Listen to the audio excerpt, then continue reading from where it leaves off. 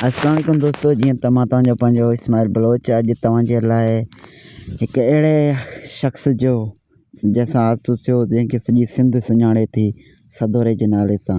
उनजी ज़िंदगीअ में त कई फिल्मनि में हादसा थिया ऐं जेको हिन फिल्म में हादसो थियो उनजे बाबति तव्हांखे ॿुधाईंदासीं।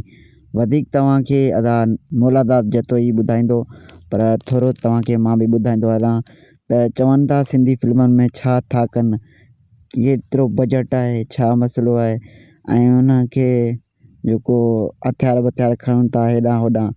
त मां उन्हनि दोस्तनि खे ॿुधाईंदो हलां त सिंधी फिल्मनि में आख़िर छा थींदो आहे, उन में केतिरी महिनत हूंदी आहे ऐं आर्टिस्ट जे जान जो बि ख़तरो हूंदो आहे। हिकु असद कुरैशी साहिब सां न कई अहिड़ा आर्टिस्ट आहिनि जंहिंसां इहो हादसो थी चुको आहे। तॾहिं बि मां तव्हांखे हिन वीडियो में सिर्फ़ु उहो ॿुधाइण वारो आहियां जेको असद कुरैशी सां ई ॿ हादसा थिया आहिनि जेको मूं ॿुधा आहिनि। ऐं हिकु हीउ हादसो आहे सारंग फिल्म जो, जंहिंजो डायरेक्टर हो मौलादात जतोई साहिबु, जेको ही तव्हांखे पाण ॿुधाईंदो त असद कुरैशी सां वाक़ियो पेश कीअं आयो, मुकमल तव्हांखे ॼाण ॾींदो। अगरि वीडियो पसंदि अचे त वीडियो खे लाइक ज़रूरु कजो ऐं चैनल ते नवां हुजो चैनल खे सब्सक्राइब करणु न विसारींदा। मिलूं तव्हांखे नए वीडियो में, त ताईं पंहिंजे भाउ खे ॾिजो इजाज़त। ख़ुदा हाफ़िज़, दुआ में यादि रखिजो। मां हिकिड़ो वाक़ियो ॿुधायां थो त असद कुरैशीअ जी मां हिकिड़ी फिल्म ठाहियां पियो। त असद कुरैशी असांजो सिंध जो तमामु वॾो अदाकार आहे जंहिंखे सिंध पसंदि करे थी। सिंध जा माण्हू जेके आहिनि ख़ासि तौर ते उनखे ॾिसण वारा जेके आहिनि उहो असां ॾिसण वारा बि आहियूं, ईअं सम्झो असांखे ख़बर हूंदी आहे त ॾिसण वारा कंहिंखे केतिरो पसंदि कनि था।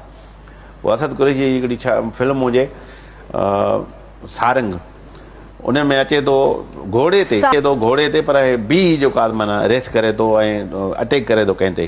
कुदरती हिननि जो माना पेर छिड़े थो घोड़े जो, वॾी स्पीड में अचे थो घोड़ो, उतां ईअं किरे थो, हिन जो पेर रिकेब में फासे थो। उहा जेकी क्लेशन हिन खे हथ में आहे उहा क्लेशन मथां किरे थी त हिन जाइ ते हिनखे अची लॻे थी अखि जे मथां हिन जी मैगज़ीन जेका क्लेशन कोप जी उहा लॻे थी।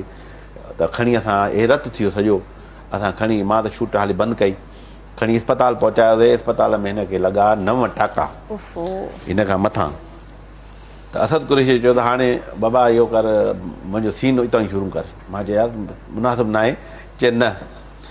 त मां आयो आहियां उन जाइ ते असां सीन ठाहियो आहे। त हुननि अॻिली धुर माना ब्लास्ट कयो आहे, बम लॻो आहे, माना इहे बम ते शूट कयोसीं।